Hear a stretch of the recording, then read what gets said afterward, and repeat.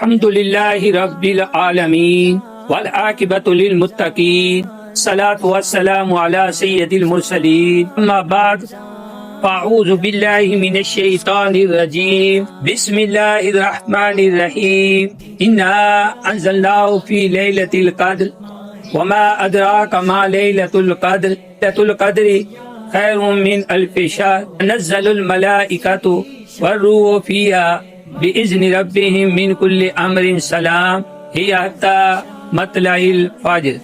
ارشاد باری تعالیٰ ہے، بے شک ہم نے اسے شب قدر میں اتارا، اور تم نے کیا جانا؟ کیا شب قدر؟ شب قدر 1000 مہینوں سے بہتر، اس میں فرشتے اور جبریل علیہ السلام اترتے ہیں اپنے رب کے حکم سے، ہر کام کے لیے وہ سلامتی ہے صبح چمکنے تک۔ میرے دوستو بزرگوں، رمضان المبارک یوں تو تمام کا تمام مبارک ہے، مگر لیلۃ القدر یعنی شب قدر سارے رمضان پاک کی سردار ہے، اس لیے اس کی عظمت و شان بیان کرنے کے لیے پوری سورت قدر نازل ہوئی۔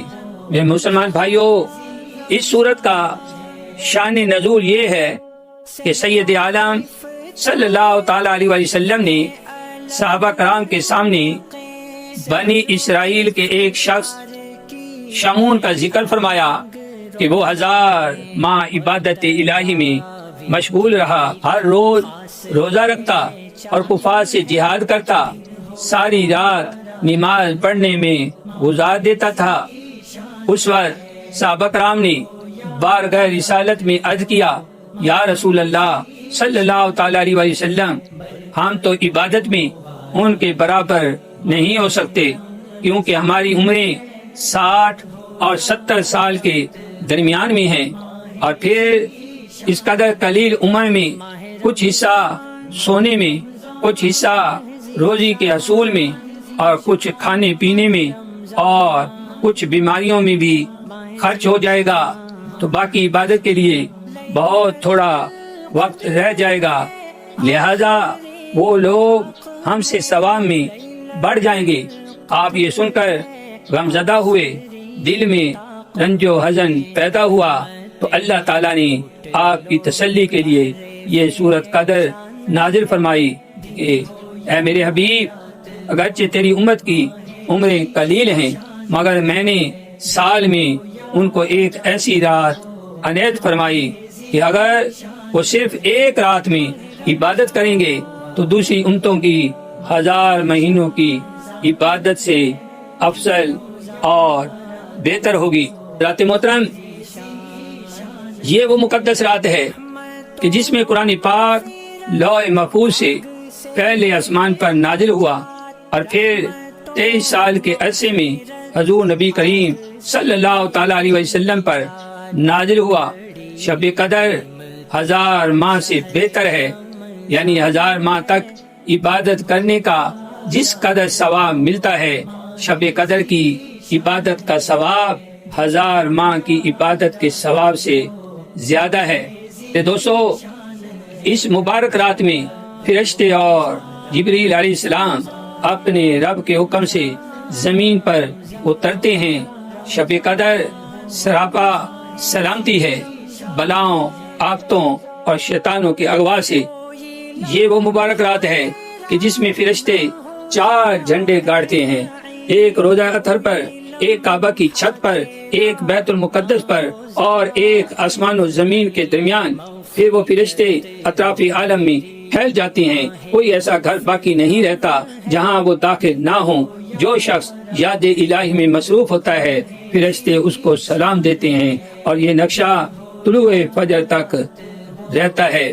میرے دوستو بزرگوں، اب شب قدر کی فضیلت میں ایک حدیث پاک سماعت فرما لیں۔ حضور نبی کریم صلی اللہ علیہ وسلم نے ارشاد فرمایا، جو شخص شب قدر میں ایمان کے ساتھ اور ثواب کی نیت سے عبادت کے لیے کھڑا ہوا تو اس کے پچھلے تمام گناہ معاف کر دیے جاتے ہیں۔ یہ مسلمان بھائیوں، اب سوال یہ ہے کہ شب قدر کون سی رات ہے؟ تو بعض علماء نے فرمایا کہ رمضان پاک کے آخری عشرہ کی طاق راتوں میں ہے، یعنی 21، 23، 25، 27 اور 29 کی راتوں میں سے کوئی ایک رات شب قدر ہوتی ہے۔ اور شاہ عبد العزیز محدث دہلوی رحمۃ اللہ علیہ فرماتے ہیں کہ مشہور یہ ہے کہ شب قدر 27 رمضان کو ہوتی ہے۔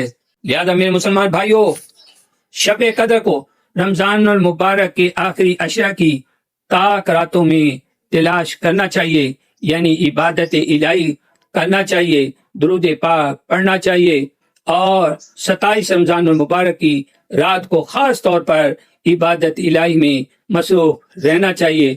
ہو سکتا ہے کہ اللہ کے فضل سے شب قدر نصیب ہو جائے۔ حضرات محترم، اس رات کی خاص ساتھ میں جو دعا مانگی جائے وہ قبول ہوتی ہے۔ لہذا مومن کو چاہیے کہ اس رات میں جامع دعا مانگے، بارگاہ الہی میں اس طرح عرض کرے: اللہم انکا عفو تحب العفو فاعف عنی۔ اے میرے اللہ، تو معاف کرنے والا ہے اور معافی کو دوست رکھنے والا ہے، مجھے معاف فرما دے۔ آخر میں شب قدر کے نوافل، شب قدر میں نوافل جتنے بھی کوئی پڑھے بڑی سعادت ہے۔ آپ اس طرح بھی نفل پڑھ سکتے ہیں کہ 4 رکعت پڑھے، ہر رکعت میں سورت فاتحہ اور سورت تکاثر ایک دفعہ اور سورت اخلاص یعنی قل هو اللہ احد 3 مرتبہ، تو موت کے سکرات سے آسانی ہو اور عذاب قبر سے مامون و محفوظ رہے گا۔ اس طرح بھی جو ہے نفل پڑھ سکتے ہیں کہ ہر رکعت میں سورت فاتحہ 1 بار اور سورت اخلاص 7 بار پڑھے، سلام کے بعد جو ہے 7 بار استغفر اللہ پڑھے۔